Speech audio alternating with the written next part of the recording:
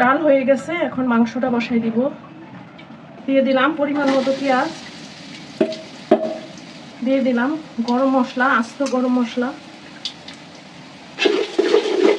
পেঁয়াজ আর গরম মশলাটা দিয়ে পেঁয়াজটা এবং গরম মশলাটা ভাজা ভাজা করে নেব। হালকা একটু লাল লাল হয়ে আসলে তারপরে আমি সব বাটা মশলা এবং গুঁড়া মশলাগুলো দিব। ওকে, পেঁয়াজটা লাল লাল হতে থাক। পেঁয়াজটা ভাজা ভাজা হয়ে গেছে, এখন আমি একে একে সব মশলাগুলি দিয়ে দিব। এই যে এইখানে আছে জয়ফল এবং জয়ত্রী বাটা, অল্প একটু দিয়ে দিব আমি।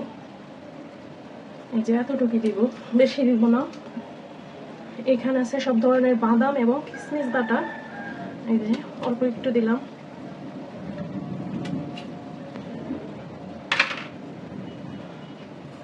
আদা এবং রসুন, আদা রসুন আমি একসাথে ব্লেন্ডার করে রাখি, সবাই জানে।